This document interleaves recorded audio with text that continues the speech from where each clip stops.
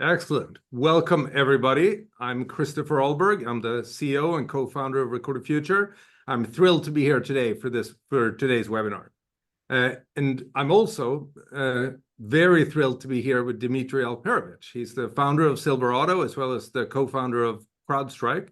Not only one of the sort of smartest geopolitical thinkers out there in my mind, he's not only somebody who's written one hell of a book here, but I also consider him a good friend. So, that's a pretty nice combo. So with that, Dmitri, welcome. Thanks so much for having me. So good to be with you. That's great. And today we're going to talk about the subjects of your book.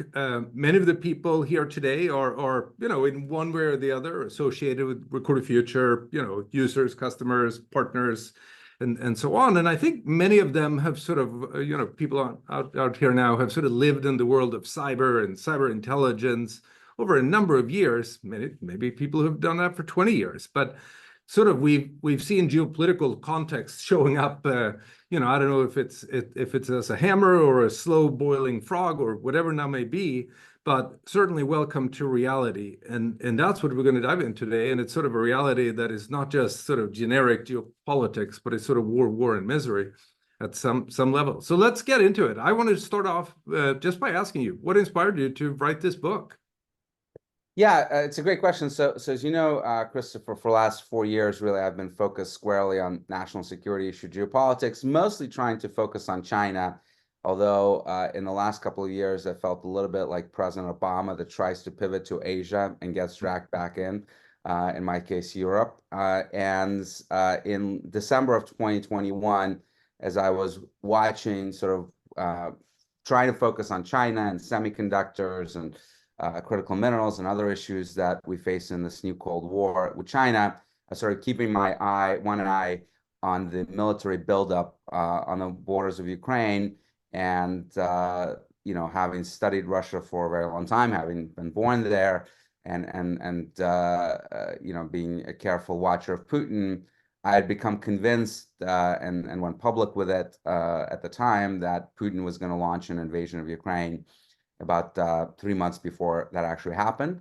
And I posted it on Twitter, and that thread outlining my reasons for my conviction kind of went viral and got retweeted tens of millions of times. And unfortunately, the war did begin, of course, but sometime later, I received this email out of the blue from someone who was born in Ukraine but now lived in the UK, and who told me that I discovered your writings on the war back then, and I became convinced by your arguments, and I really decided to act on it and push my family that was still in Ukraine, in the city of Kharkiv in the east, to try to leave the country before the war began, and was unsuccessful for many weeks. His family was pushing back, saying this is all propaganda, there's not going to be any war. But finally, literally, I think a week before the war began, he sort of gave them an ultimatum: I'm buying you tickets, just go to Turkey for a few weeks, and if nothing happens, you're just going to come back.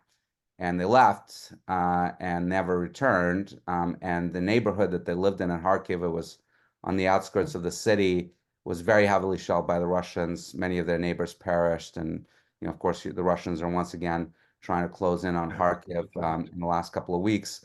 So it was a fairly emotional note that sort of was thanking me for raising the alarm bells and the impact that it had on him and his family.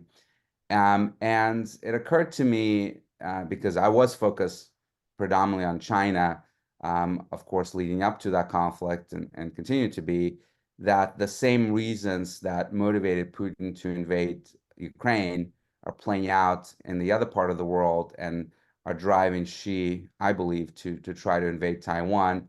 And that war would be much more disastrous for this country, for the world, for the global economy, lives lost, etc., than even this terrible war in Ukraine. And we have to deter it. We have to avert it at all costs.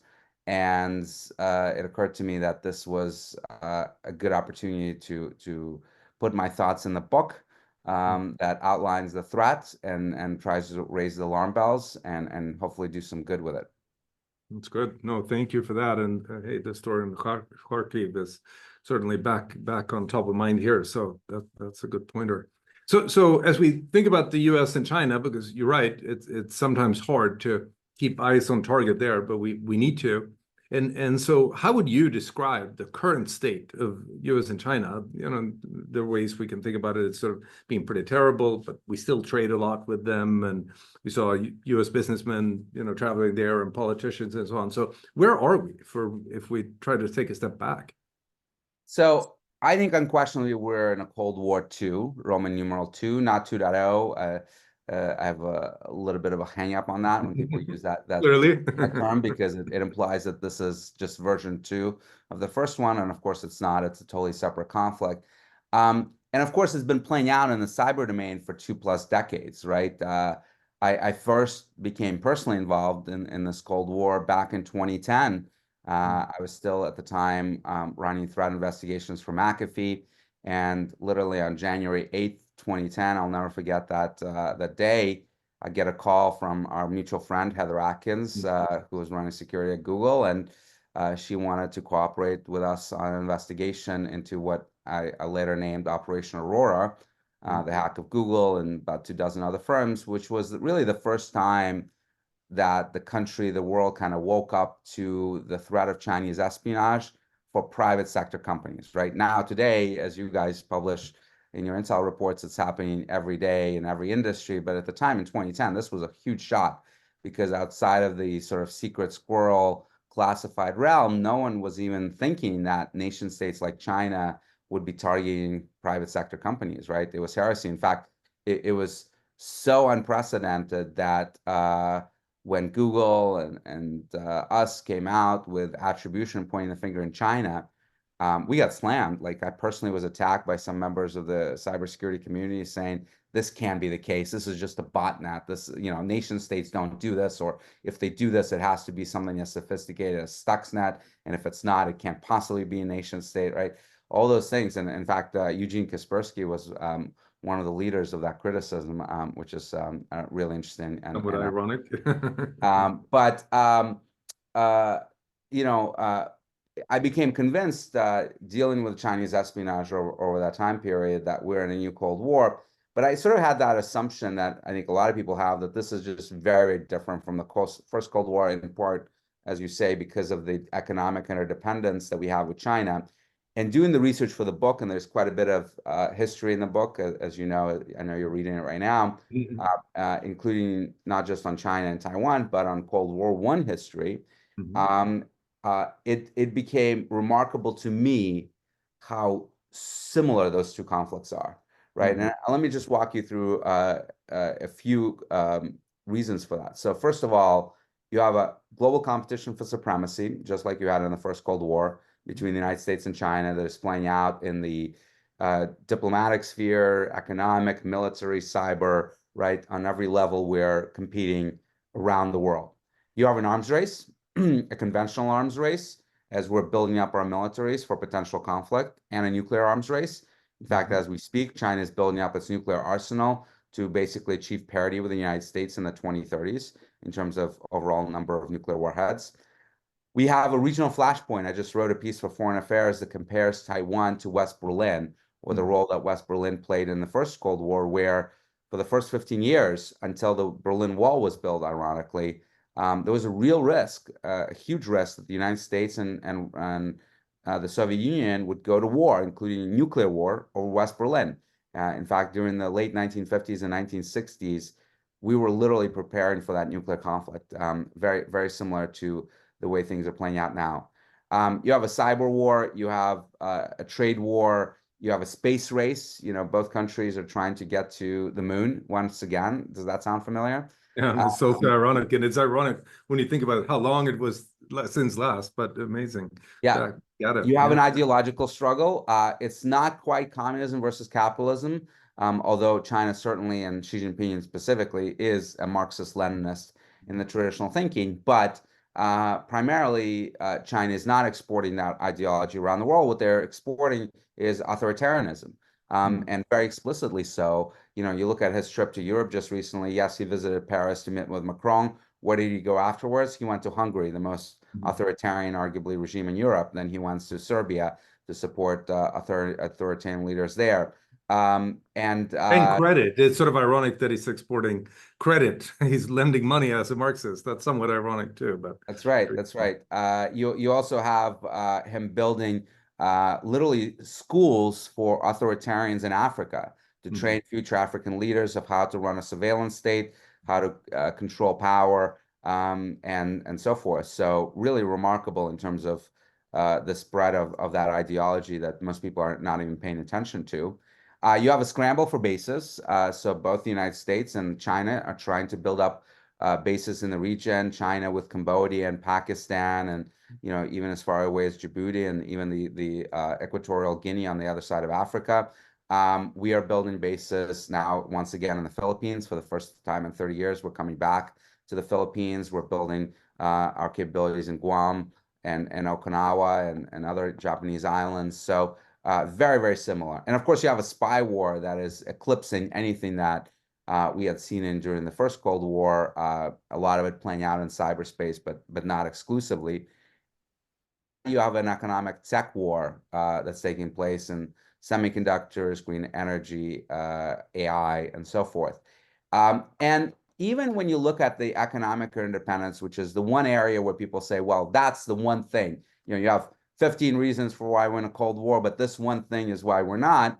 Even on that level, as I highlight in the book, people have forgotten how much economic connections we have with the Soviet Union. So you mentioned, people are visiting China. Actually, a lot fewer Americans are visiting China now than we've had for the past 30 years.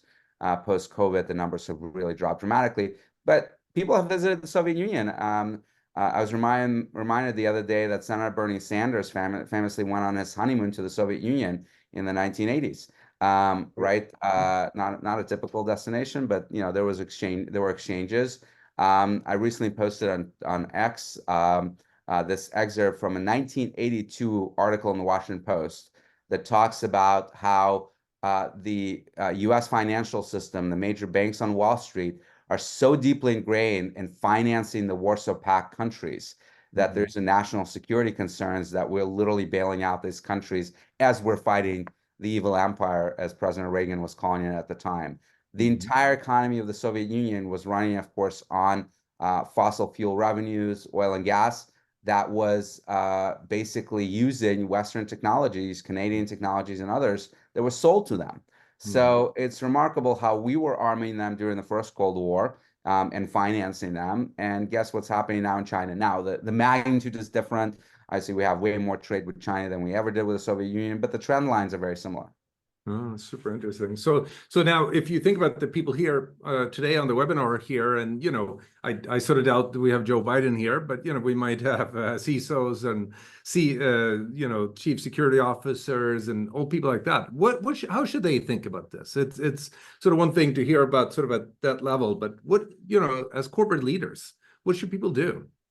Well, as I argue in the book, we are unfortunately on a path to conflict here. That could happen as soon as 4 years from now. The book starts out with a fictional, but I think very realistic scenario of invasion taking place in November of 2028. And I believe that this could truly happen. If it does, it will be a disaster for everyone. But what you're seeing in cyber is the early signs of China preparing for that conflict, because they've been shifting, or I should say augmenting, their cyber espionage activity, which of course, as you guys know and put out in your reports and in your intel, has continued unabated.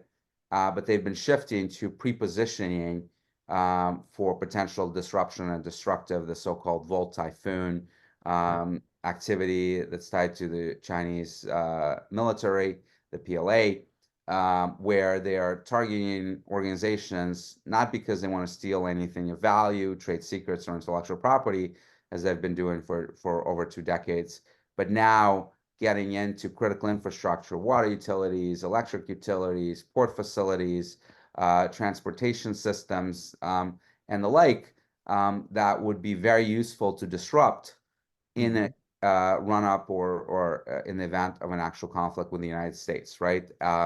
And that's going to be playing out not, in the U.S. military networks, although that too, but in the private sector networks, because Transcom, for example, the combatant command responsible for moving troops and logistics all over the world, is relying exclusively on the private sector, right? U.S. airlines, U.S. rail, U.S. ports, water, electric utilities, etc. So our companies are going to be on the front line at a minimum of the cyber fight of this component of this conflict, and we need to be getting ready for that. We need to be focusing much more on resiliency, because the reality is that you're not going to stop at all. And look, what happened? What was the first action in the war in Ukraine? Right, just as soon as the Russians were moving their troops across the border of Ukraine, they launched a cyber attack against an American company, Viasat, that was providing satellite communications to the Ukrainians. Right, we weren't even involved in the conflict, but you had American technology that was used in that war.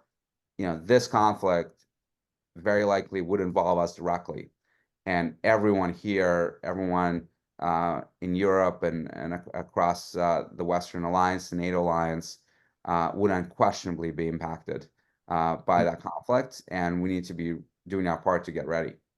No, and that's super interesting as you say it, and the amount of sort of, to the degree that private companies have been involved in Ukraine to help on the cyber defense side. That's probably, I know you guys have been very involved. Yeah. No, and that's going to come to a whole different level probably if it becomes Taiwan. So so that's super helpful.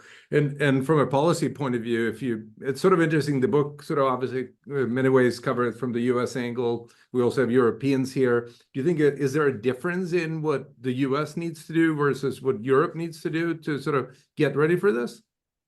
Yeah, so both of us were at the Munich Security Conference this year, and I've been going for like 12 years. And the European attitudes on China are shifting, but shifting very, very slowly. And they're still in the mindset, and leaders, prime ministers, foreign ministers of those nation states have told me directly at Munich that we don't want to choose between the United States and China, which is a very peculiar position to take, because most of them are members of NATO. Most of them are allies of ours, all of them are actually. And my response to them is, if the United States is fighting a war, like a devastating war with China, you're going to have to choose. And I know exactly how you're going to choose. I mean, it's not even a question, right? You may not be involved in the direct fighting because, most of these countries don't have significant capabilities in Asia, but there's no way that you're going to be just merrily trading with China while Americans are dying by the thousands every day. That there's just no circumstance under which that's going to happen.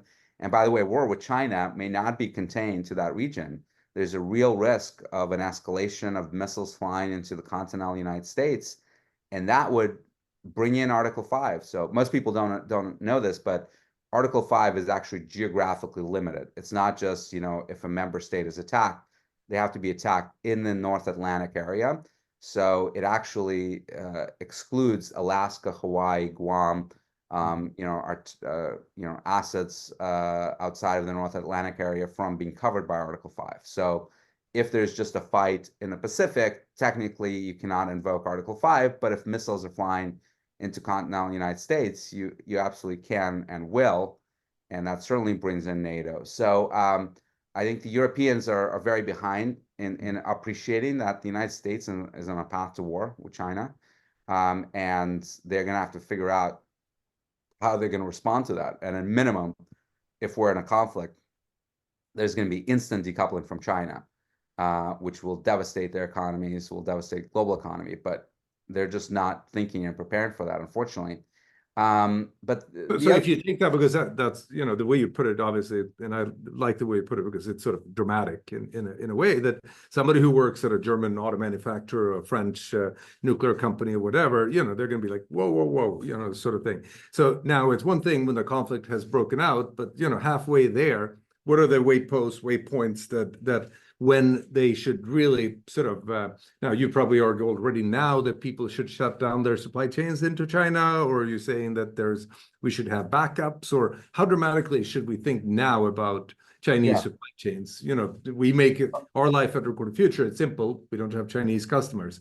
Most companies don't have those sort of simple choices to make. So how should people think about this? No, it's a great question. So look, the Europeans completely, of course, ignored the Russia situation. I think you were in Munich with me in 2022, right in the lead up to the war. I was literally having conversations with senior German officials 4 days before Putin invaded, and they were absolutely convinced that war would not happen, right? So it's ironic that this is playing out all over again. And of course, all these companies that had no intention to decouple from Russia, that were so dependent on Russian gas, had to decouple overnight, right? Despite their best efforts not to. It did not go smoothly, obviously, because there was no preparation done. Well, you might learn from that and say, we should start getting ready. We should start diversifying, right? You know, because even if there is 5% chance you think I'm right, that's a 5% chance of probably an existential threat to your company. Yep. So, you know, that probably is not a good thing. Should be in your risk register, and you should something you deal with. Yeah. Yeah. So, and by the way, if you also look at the similarities with Ukraine, what was happening in the cyber domain in the lead up to that war, in the years leading up to that war, as the tensions were escalating? Well, you had things like NotPetya happen. You have other wiper attacks that did not just contain themselves to that country, right? But escaped and impacted others that had contractors or subsidiaries, other assets, network assets inside the country. So for people that have significant presence in Taiwan or partners in Taiwan, you may want to think about better segregating those networks, because I do expect attacks on Taiwanese infrastructure to escalate by China as they're trying to sort of soften them up and put more pressure on them. You know, certainly think about the resiliency of your supply chains. And look, I'm not actually arguing for decoupling here. I don't think it's possible to decouple from China unless you're going to cause a global depression and you're in a war. Nor do I think it's actually a good thing, because if you decouple, then you have no leverage over them, right? Exactly. Which is not what you want. But I argue, and I coined this phrase in the book, for unidirectional entanglement, creating this asymmetric dependence where China becomes more reliant on us and we become more reliant on them. So I'm perfectly fine to continue selling them goods, to continue trying to sell, you know, electric vehicles in China if you're a German automotive company, although you're probably not having much success there right now with the quality and the price of the Chinese EVs on that market. But what I'm not for is enabling their self-sufficiency. So for example, when a company like ASML in Holland is selling them equipment that they need to manufacture semiconductors, so that they would no longer have to rely on Taiwan or the United States or Japan or Korea to buy them, that's a problem, right? When we're selling them NVIDIA chips so that they can build their own AI models that can be used to enhance their own military capabilities or as a surveillance state, that's a problem, right? So we have to be very thoughtful of the areas where we do decouple because of the national security concerns and the dependencies that it will create for us, or the increase in dependence it creates for China. But it's not a full-on decoupling because that's not doable. You know, like, so at some level, I would be sort of I'm an Adam Smith guy. Let the market figure these sort of things out, and so that the government is usually not very smart about this stuff. At the same time, I think you've been making the point that the CHIP Act actually has worked out in some good ways here. So do you think it's possible to keep creating this sort of policy making at that level, or because there's a lot of things to do right, and it's easy to screw oneself over by making mistakes in those sort of policies. So, well, look, industrial policy has gotten a bad rap in the United States, but it actually works, right? I mean, we would not have semiconductors if it were not for the U.S. industrial policy, because the original customers for Fairchild Semiconductor were all, the precursor to NASA as we were building the space capabilities for the space race and military in terms of the missiles and ICBM programs and the like. We would not have GPS. We would not have, so many things that we rely on a daily basis. And by the way, if the industrial policy doesn't work, why does it work in China? Because BYD in the electric vehicles, CETL in batteries, solar, wind, you name it, semiconductors, it's all a result of their industrial policy, right? So clearly it can and does work for them. It has worked for us in the past. We haven't done it well lately, but it doesn't mean that it's impossible to do. And we have to figure it out. The CHIPS Act is really interesting because the reality of the CHIPS Act is it's a drop in the bucket in terms of overall money you need to build a semiconductor industry, right? $75 billion of total tax credits and direct grants doesn't get you a whole lot. I mean, a modern fab can cost as much as $25 billion. But what it did is it actually got everyone around the world extremely worried that U.S. is getting back into the semiconductor game. And is giving all these subsidies to industry. And there was a fear that these companies would migrate to countries where you have these subsidies. And it caused the Europeans, the Japanese, the Singaporeans, the Koreans, all these countries to basically introduce their own versions of CHIPS Acts to provide subsidies, which is great for everyone because that $75 billion in our estimation at Silverado generated $1.2 trillion of private and public investment commitments in the semiconductor manufacturing area over the next 10 years outside of China. So we need chips built everywhere. I'm not of the view that let's just build them all here. That's not going to happen because the costs and the environmental controls are just not competitive in this country. But if they're built in Korea, if they're built in Japan, if they're built in Singapore, if they're built in Israel, I'm all for it, right? Let's have them everywhere but China.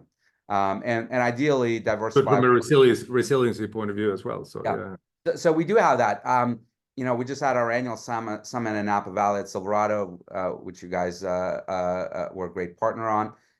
And I had the CEO of a company called MP Materials there, this guy named James Latinsky, who operates the only rare earth mine in North America that actually produces 15% of the world's rare earth. We can actually mine just rare earths from that mine for the next century and be totally independent of China in terms of rare earths that we need for every use case, whether it's military or domestic. Now, initially when he took over this mine about 7 years ago, he was exporting his mined rare earths to China for processing and refining because China dominates that sector, has like over 90% of that sector. In the last couple of years, he's been building up process and refining on site. And the unique thing about the Mountain Pass mine geologically is that it's one of the few places where you find high concentrations of rare earths where you don't have radioactive materials. So the processing of those rare earths is exceptionally clean. There's absolutely no environmental issues with it. In fact, it's based in California, probably the worst place you want to have anything that's pollutive. And Governor Newsom and the California legislature is big fans of that mine. But the Chinese have been trying to put him out of business by dumping, by trying to steal his intellectual property and so forth. And I asked him at our conference, I said, Jim, what would it take for you to process every single rare earth that's coming out of your mine in the United States so we are completely independent of China? And you know what he said? He said single-digit billions. Single-digit billions. I mean, that's not even the cost of one aircraft carrier. Come on, we've been talking about rare earth problem for 30 years. Like, we could just solve it like that. And he even said, like, I don't even need government funding. I can raise it all privately as long as the government prevents Chinese dumping of this stuff on our markets, which they're doing below cost. Because if you look at the financials of the two primary rare earth producers in China, they're all posting losses. Why are they posting losses? You have a 90% monopoly. You should not be losing money. It's because you're trying to undercut your competition, right? And that's even with subsidies that they have.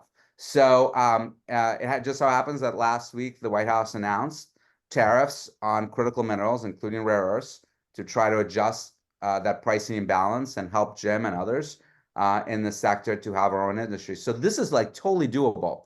And as I write in the book, believe it or not, despite the title "World on the Brink," that sounds very dire, it's actually a very optimistic book. It talks about how we have all the ingredients to win this conflict, to deter an invasion of Taiwan, to make sure that this century remains an American century. American century. The big question mark that I don't answer is, do we have the political will to do so?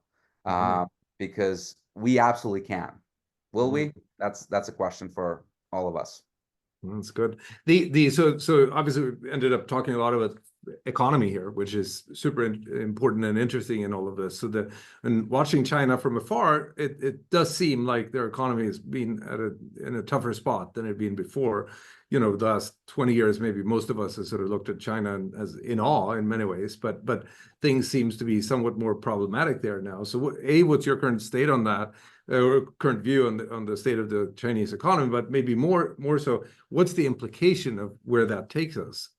Yeah, well, there's a very technical economic term for this, and it's called "they're screwed," and they're screwed for a number of reasons. A lot of people sort of default to the demographics issue, and it is absolutely important. And the demographics collapse of China has already begun. A few years ago, they started to lose more people every year than they produce, and that's going to accelerate as the century progresses. And in fact, the fairly conservative projections are that they will go from about 1.4 billion people they have today to just 550 million by the end of the century, and most of them older population, right? Just a remarkable change that we've never seen in human history on that scale. And that's going to have enormous downward economic pressure on their economy, right, as they undergo this change. But it actually hasn't yet kicked in terms of the economic impact, because they still have huge migrations taking place from rural areas to urban areas where people are becoming more productive, right? Changing from a farming society to manufacturing. Inside China migration. Inside China, yeah.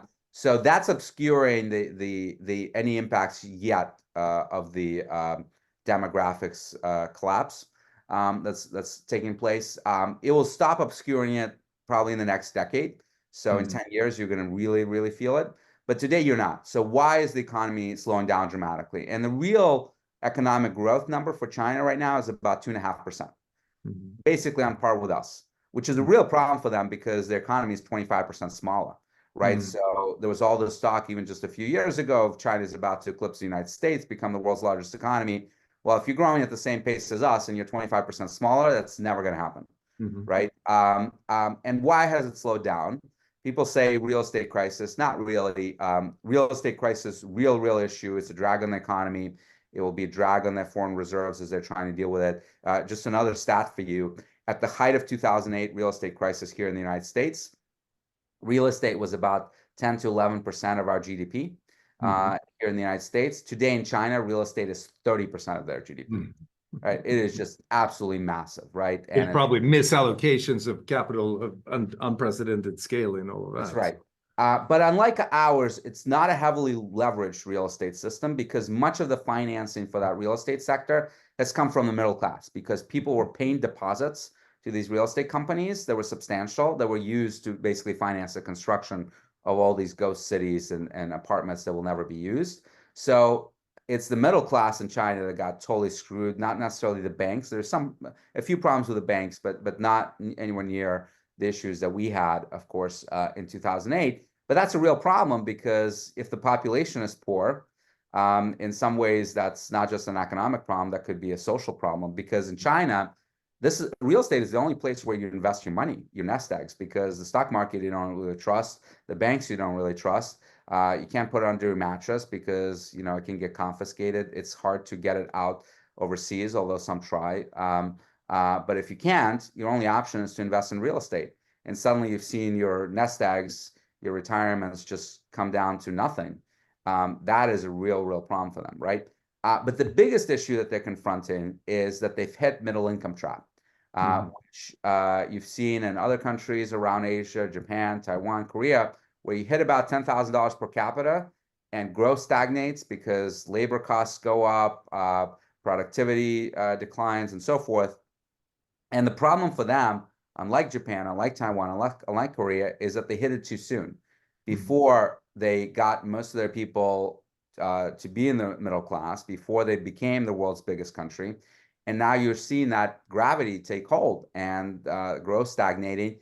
And on top of that growth stagnation, you're seeing, of course, the real estate bubble, the population issues that will really come to bear in the coming years. So if you think it's bad now, and you've got youth unemployment exceeding 15% right now, and a lot of malaise in the Chinese economy, it's about to get much, much worse.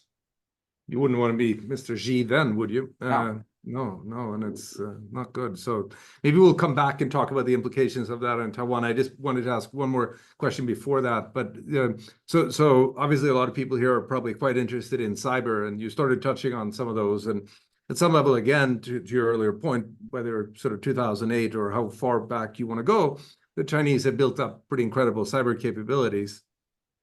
And you know, sometimes whether they're advanced or just large, you could argue about there's probably a good combination. But anything that you see here sort of on over the coming time period here that is it going to accelerate? It's going to be different. It's going to be, and again, if you try to think about that from somebody who's a corporate defender, what does that mean? Is it sort of more of the same, or is something changing here? Yeah, so I serve an organization called the Cyber Safety Review Board, which is sort of the U.S. government's NTSB for cyber, where they have both private sector and federal representatives from the leading cyber agencies on that board. And we just put out a report into the hack of Microsoft Exchange online system that compromised email accounts of Commerce Secretary Gina Raimondo, U.S. Ambassador to China. And that was a group tied to the Chinese government. Actually, ironically for me, because I was a deputy chair in that review, it was the same group that did Aurora back in 2010. So it's all deja vu for me all over again. Persistent. Yeah, truly persistent, right? 14 years later, they're still at it. And that was really well done, right? They managed to steal the crown jewels that Microsoft had, the signing keys that would give you access to essentially every cloud system within Microsoft. They only use it for Exchange, but they could have accessed SharePoint, they could have accessed anything, Teams, with that capability. And as we write in a report, Microsoft, at the time of our report, still did not know how or when this was even taken, right? So here you have the biggest company on the planet, one that is investing a lot in security, being compromised by a Chinese nation state actor in a really, really well done operation. I think a lot of people sort of look down on Chinese cyber capabilities, but they've gotten so much better. And yes, this is not some plug-X stuff anymore, is it? No, and look, even Aurora, they used a zero-day IE to compromise Google. Google had really great security people, right? They were decent, and they've only gotten better since then. We've seen, of course, supply chain attacks from China, right? They're moving up the ladder and moving up quite rapidly. So they're no longer the stumbling idiots that some people assume that they had been in the past. Obviously, there's a degree of expertise. Some units in China are better than others, and so forth. But their top folks are really top notch, and we should never underestimate them. As I mentioned, they're getting more and more aggressive, right? They were the only nation state actor out of the four that we care about: Russia, China, Iran, North Korea, that had not engaged, of course, in disruptive attacks on a systematic basis. Was predominantly focused on theft, but you're now seeing with Volt Typhoon that's starting to change. Now they're not yet deploying wipers or the like, but they're pre-positioning for that, right? Getting ready, that's extremely concerning. They're getting much more aggressive in Taiwan. So in many ways, they're really following the Russian playbook, and they're doing influence operations just like the Russians had done. So all you have to do is look at the trajectory of Russia in cyber and basically assume that China is 5-7 years behind, and project out. No, no, that's good. So staying in the realm of IT, if you want, or I don't know if that's the right word, but thinking now AI, and clearly it's sort of, you look at the spend of AI around the world and the sort of the outcomes coming out of that. It feels in many ways like in America we have a great sort of I don't know, being ahead of advantage or whatever you want to call it. But what do you think? Do we sustainably so? And number two, is this a battle that matters? Is it a battle that matters right now, or in 5 years, or 10 years, or how should we think about that? Yeah, great question, Christopher. So I write in the book that, there are two things I'm trying to do in the book. That A, we're in a Cold War with China, and deterring a conflict over Taiwan is really existential.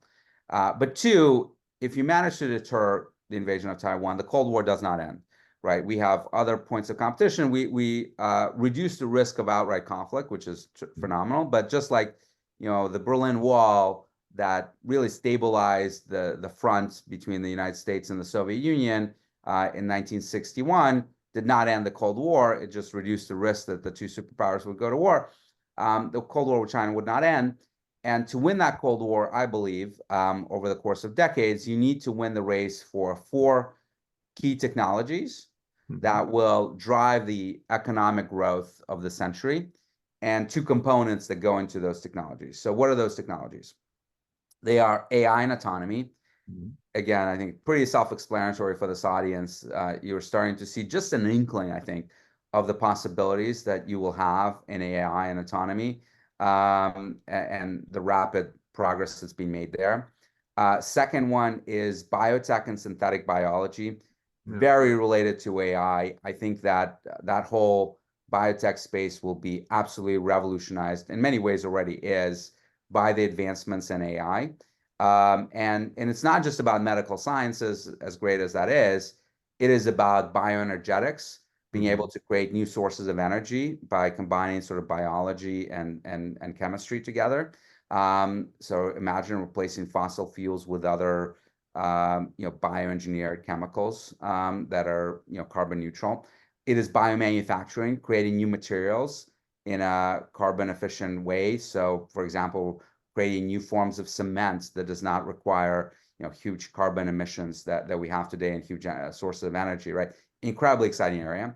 The third one is space, and particularly low Earth orbit space, where you're already seeing with Starlink, with Cooper that's coming online from Amazon, these constellations in low Earth orbit that are revolutionizing communications, revolutionizing resilient positioning, navigation, revolutionizing ISR, intelligence, surveillance, and reconnaissance.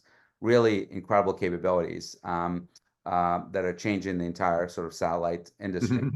And then the last one is green energy, right? As we're transitioning to carbon neutral economy, wind, solar, batteries, EVs, nuclear, that full spectrum of energy resources that we're going to be using, we want to make sure we dominate in that field. Now, sort of what is the report card on that? AI and autonomy, we are unquestionably far, far ahead, in part because of export controls on China.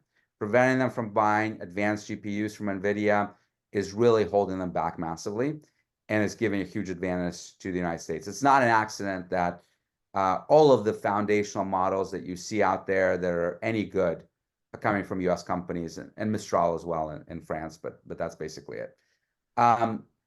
Biotech and synthetic biology also quite ahead, in part because we have the AI systems and the advancements there.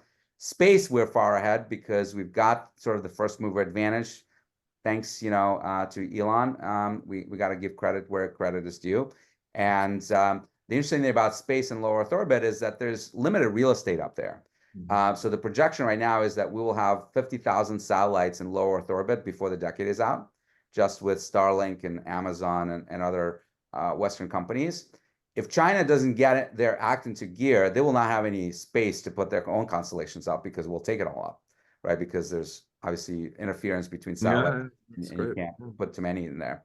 And then we're losing completely in green energy, right? EVs, batteries, wind, solar, that's all in China.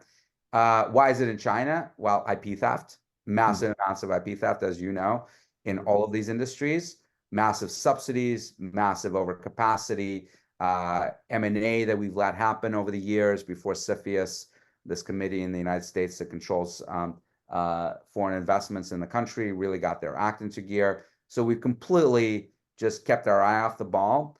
We're trying to autocorrect. So last week, in addition to the rare earth tariffs, the White House announced 100% tariffs on Chinese EVs, tariffs on batteries, tariffs on other green energy technologies, in order to give us an ability to at least try to resurrect that sector. And there's a lot of innovation that's happening in that sector. We have a number of really innovative battery companies and energy companies at our conference in Napa a few weeks ago. We need to give them a chance to survive, and they need to protect that intellectual property from theft by China. Really, really important. So I hope they're using Recorded Future and others. It's still a pretty good report card, isn't it? Or I don't know, is it? So you know, 3 we're ahead, 1 we're losing, but energy is kind of important, right? So you can't do a whole lot without energy. So we got to get our act into gear there. And then the 2 components that go into all of these 4 are semiconductors and critical minerals. On semiconductors, we're really on a knife's edge. So we've done a pretty good job of denying China ability to produce advanced semiconductors. We've done nothing to prevent them from dominating the so-called foundational chips, basically 20 nanometers and above, that I argue are even more important from a national security perspective, because every weapons system is not using advanced chips. They're using 40 nanometer, 160 nanometer chips. If they're all being produced in China, you've got a real problem, right? But even beyond that, you know, you look at this phone. There are 150, 160 chips in this phone, roughly. Only 3 of them are advanced: the CPU, memory, and the Qualcomm chip that connects to the cell tower, right? Everything else, the camera, the screen, the power management, the battery, the accelerometer, the Wi-Fi, the GPS, you name it, it's all foundational chips. Without those foundational chips, you do not have a phone. You do not have a microwave. You do not have a car. You don't even have AI training systems, because sure, the GPU and that AI server they use for training or inference of your AI systems is advanced. It's the NVIDIA chip or the AMD chip, but there's no server without power management. There's no server without networking. There's no server without being able to connect to the monitor, right? All of those things are foundational, right? And China's trying to dominate on that in that area, and we're just now trying to catch up. Again, another thing that they announced last week in the tariff schedule is 100% tariffs on semiconductors from China. Yeah. So we're trying to autocorrect. And then on minerals, we're losing badly because most of the processing happens in China. Again, we can autocorrect with tariffs and encouraging processing and refining close to the mines, whether it's in the United States or in our friendly countries. But we've got work to do. So overall, we're not doing terribly, but we've got some really problematic areas: energy, semiconductors, foundational semiconductors, and critical minerals, that if you lose in those, you still lose, right? So you got to make sure you don't lose. Well, that's good. It's good. Actually, as you laid it out, I started thinking that, you know, both AI and biotech are interesting because, you know, obviously we've done well there for a long time. I've done work myself in the bio area in the past, and pretty amazing just being in Boston, living there, and just seeing all the stuff. And it's an area where you'd like to think that, you know, because we have good morals in how we think about both AI and bio, we'd have a good sort of a good advantage. But maybe on the other hand, that a country that is quote unquote dictatorial in their behaviors may not have moral holdbacks in the same way that we do. Maybe China has some advantages there. I don't know. What do you think? Is the sort of in the bio area, you know, being more? I think AI is going to change that whole industry in a pretty fundamental way. And look, my very good friend Ben Buchanan is sort of the AI czar in the White House, and he's probably one of the best people in the world on AI policy. Sort of futurist. He wrote a terrific book that I highly recommend, The New Fire, a couple of years ago on AI. And we've had these ongoing debates with him going back many years before he was even in government, where he was trying to convince me that AI, and particularly deep learning, is going to change everything. To be honest with you, I was a skeptic, because like you, Christopher, I've been doing AI, or as it was called, machine learning, for many years, going back to the early 2000s. And I was a believer certainly in those systems, but thought they were evolutionary, right? That they would add incremental efficiency and accuracy to cyber systems and the like, but they weren't going to change everything. And he was saying deep learning, transformers is a totally new capability. And people that ironically have the deepest domain knowledge in a particular sector are at the biggest disadvantage. And he was using an example of the chess systems and the Go systems, where you first saw the potential for deep learning, where the people that had worked on solving the computers playing chess or Go for so many decades, I mean, going back to the 1960s, they were deep domain experts in chess, right? And they were trying to figure out how to train these algorithms with specific rules and strategies to play chess. And people with no particular insights into how to play chess or Go, but just realizing that you can throw enormous amounts of data at these huge clusters of GPUs training these transformers, would beat them out. And they did. And they did. Right? Then you saw this in natural language processing, right? Where you had, for decades, people focused on linguistics, training these systems, and then deep learning comes around, says, I'll throw all this data. I don't need to know the specifics of any language, and I'll do better than all of your pre-trained systems, and they did. Obviously you've seen this in the chat space, in the problem-solving space, where this is truly revolutionary.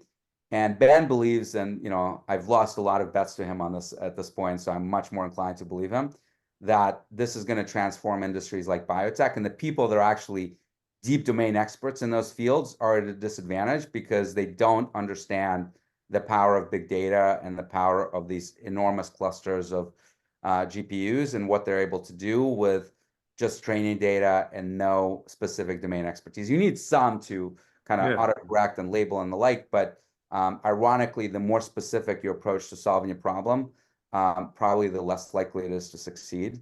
I think that the companies that are starting out in biotech, not from a biotech field, but from an AI field, are probably going to be more likely to succeed.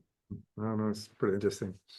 So thought I'd ask you a final question before we'll take a couple of audience questions. So let me just ask you, sort of as we boil all of this down here from today and the book and all of this, will there be hot war with China? Look, I think it's a real risk. I think we're absolutely on a path to war. It's not unavoidable yet. And when I came out with my prediction in December of 2021, we were less than 3 months away from conflict, and I was trying to work with the administration. I had conversations with Jake Sullivan, National Security Advisor, as they were trying to engage in some diplomatic efforts on this issue and kind of helping brainstorm some ideas. But it was really too late. Putin, I think, at that point had made the decision that he's going, and there was almost nothing that you could have done to stop him. Here, Xi has not yet penciled in a date certain on the calendar. And he wants to do it, but I don't think that he has committed himself completely to doing this yet. So there is potential to avoid it. And that's what the book is really about, is the grand strategy for how do you avoid it and how do you ultimately win the century, win the peace, and win the economic prosperity for us and our allies.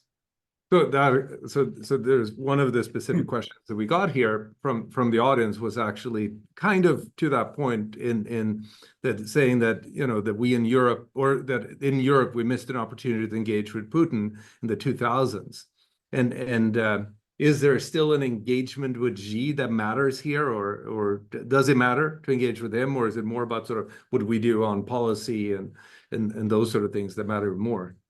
Well, is there look, a talking part to this? I always believe in diplomacy and talking. I don't think you should ever stop talking, and certainly diplomacy exists not to talk to your friends, but to talk to your enemies, right? We should absolutely be doing that. We should not have the diplomatic track take over the hard power or the soft power or the economic power track, right? We need to have more leverage over China. We need to win these tech races, etc. Just as we're talking to them. But it's always helpful. Now, I argue in the book and in a recent piece in Foreign Affairs that if Taiwan is the new West Berlin, What allowed us to get to better track with the Soviet Union in terms of overall relationship was ironically the Berlin Wall. And when it was being built in 1961, in August of 1961, Kennedy celebrated. I talk about this historical episode, which most people are just shocked by because, 25 years later, Reagan said, Mr. Gorbachev, tear down this wall. But Reagan says, thank God they're building this. Because if they're building this wall, they're not invading, right? The risk of war goes down dramatically. It's not a great solution, as he said, but it's a workable one, and it's a hell of a lot better than war.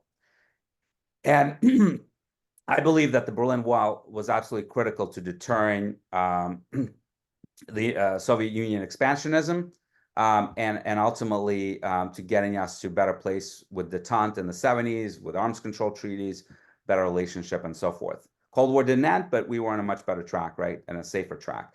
And you could get there with China. If you manage to deter them from invading Taiwan, if you build a figurative wall, I'm not arguing. I was going to say, what's the wall? What's the wall? Yeah, well, the wall is a military power, asymmetric deterrence. This is very, very difficult to do, to invade Taiwan. This island is a natural fortress. In the prologue, I describe how an invasion might unfold, one of the few ways in which you can really do it, I think. It is defendable. The Taiwanese have not done enough to defend it. They're trying to catch up, but time is running out. But you also need economic deterrence. You need more leverage over China. You need them to have less leverage over us. So you need to do all of that to deter the invasion. And then you could get on a better path to a relationship. We've had a good relationship with China for the last 45 years since we recognized them in 1979 because there was no threat of invasion, right? The one thing that's changed is that they now have a credible threat to invade Taiwan and change the geopolitics of Asia.